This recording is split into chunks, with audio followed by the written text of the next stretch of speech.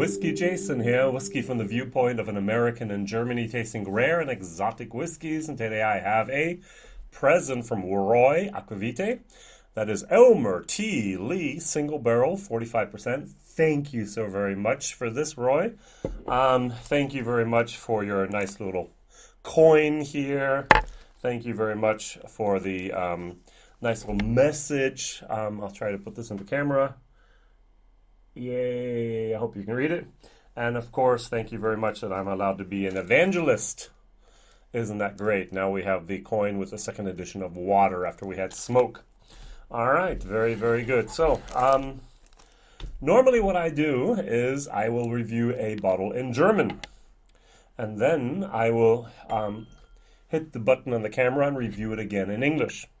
Now this time, I must admit, about 2.5 years ago, I reviewed this in German, and I didn't review it in English because I didn't have an English YouTube channel back then. Actually, my channel started with the Dingle Distillery. Dingle Batch 1, I realized there were certain whiskeys out there that no one was actually reviewing in English, and so I decided to become the voice of those rare and exotic whiskeys. And I've noticed I do this a lot, that I taste whiskeys that no one else out there has ever done a video about.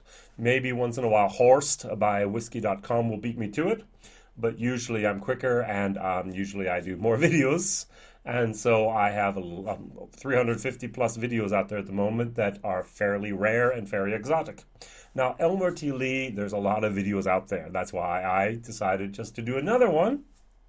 And that's also my my conviction that this video is more of a dedication video here towards Roy than anything else. Now, what I wanted to do is I wanted to talk about the company here behind Elmer T. Lee. Now, we know that it's Buffalo Trace. At least I hope you know that it's Buffalo Trace. If you're a real geek, you know that. Now, if you're a real geek, you also know that behind Buffalo Trace is the company Sazerac. So, based down by New Orleans in Louisiana. And now the question is, do you know who owns Sazerac? It's a family-owned, it's not a publicly listed company. So it's not a Diageo, for example, all right? It's owned by, basically by William Goodring, which I did not know. Now, William Goodring and his company Sazerac own many, many distilleries. For example, the Bourbon distillery up in Virginia, they own Barton 1792. Of course, they own Buffalo Trace. They own Glenmore, which is now used as a bottling facility for Buffalo Trace, as well as production site for rum. And they also own the Popcorn Sutton Distillery, which was just recently founded around 2016. Yeah, interesting. All right, very good. So maybe you learned a new fact or two. So this is whiskey base number 21420. Over here in Europe, we use the whiskey base a lot to actually create a catalog of our own whiskeys, as well as to review them and to see a general amount of different review numbers on these. So now, Elmer T. Lee was actually a master distiller. He started off more or less as an engineer there back then at the old FOC, and then he was taught by Albert B. Barton how to do that. He started in 1949, Elmer T. Lee, and he actually passed away then in 2013.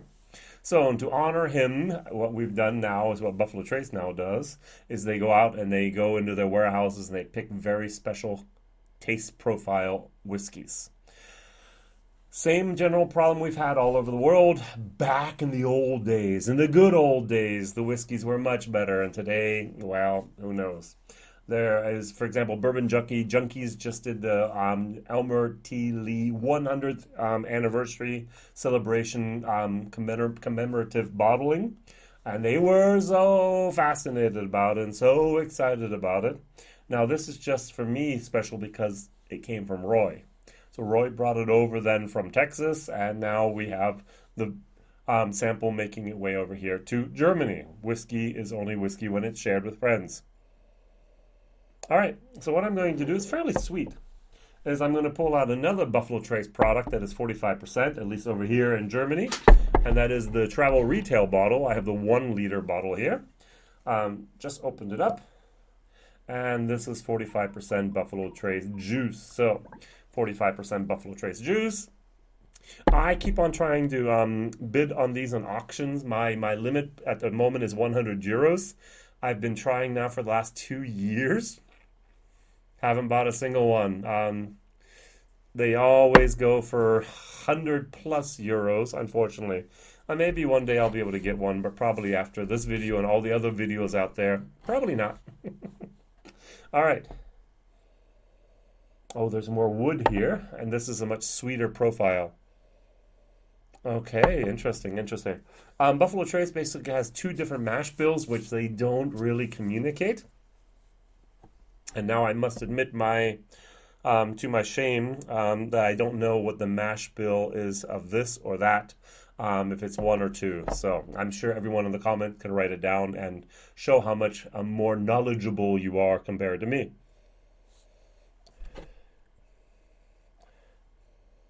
Okay, very good. Now it's getting depth. It's getting some character. It's getting a lot more of the caramels. Getting a little bit of wood. A little bit of a pecan. And the caramel is in there. And a little bit of allspice. Interesting. Very, very nice. Now over here we don't have the complexity or the depth. Maybe the age is missing. This is a no age statement, unfortunately. As a single barrel, I would like to have all the different information on the barrel that you could find. Well, sorry. Other single barrels, Blantons and so on, do a much better job of that transparency, in my personal opinion. All right, so let's try these. Cheers to your health and to your happiness.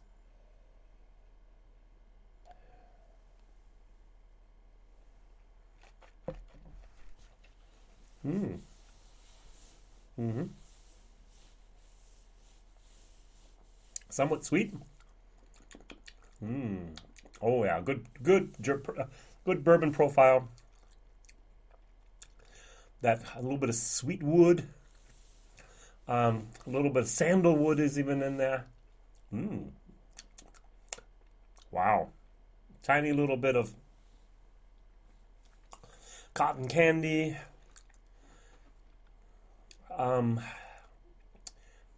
Baking spices, as I mentioned. And it's not hot at all at 90 proof, excuse me. So going over here to Buffalo Trace.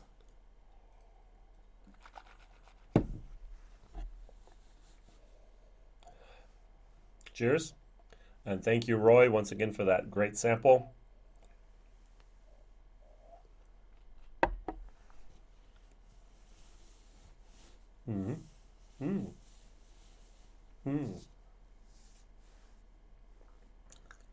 Wow. Younger, hotter, the astringence, the woodiness, the dryness is more and more evident here. And the overall alcohol sharpness, a little bit more of a ginger moment actually is here, much more evident than here. Don't get me wrong, this is not a bad whiskey for the price. I've actually heard they've been rationing not just the Eagle Rare, but even the Buffalo Trace sometimes. In some states, it's actually difficult to get that, which I can believe. That's bottom shelf almost in front of this entry-level Buffalo Trace, and even that, not just the BTAC, the Buffalo Trace Antique Collection, but even this is having problems at the moment in the States because of the bourbon boom. It's amazing what has happened. And as someone rightfully said, imagine if India, or imagine if China, or imagine if all of the European Union would catch that bourbon bug. We've caught the single malt Scotch bourbon, the single malt Scotch bug. And that is increasing a lot, especially in Germany and in other places of the world. But bourbon isn't really the number one dark or brown spirit over here. It's definitely Scotch. And then rum, and then blended, and then probably place 32 is my feeling sometimes would be bourbon. Bourbon is not a big seller over here in Europe. England more than continental Europe. All right, going back to the Elmer T. Lee.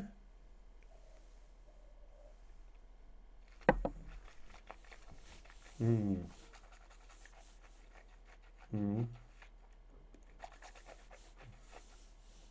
That is some very fine stuff. Very, very good. Great finish as well. All right, what I do with my videos is I grade them. A is why haven't you bought it? B, buy it. C is you can buy, you don't have to. D is nah, don't worry about it. And F is why was it even made? Blech. Now this is definitely a B type of whiskey. It's a fairly solid B, B minus. All right, there's better stuff out there, definitely.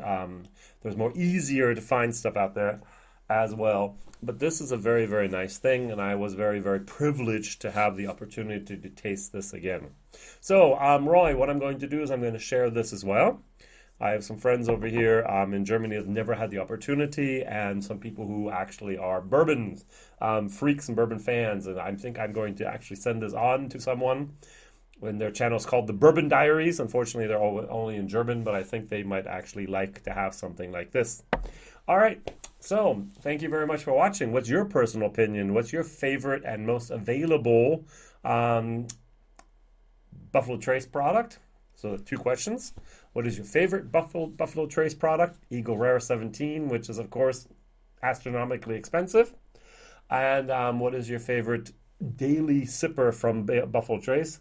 And for me, it would be the Eagle Rare 10, which I can still get over here. Yay!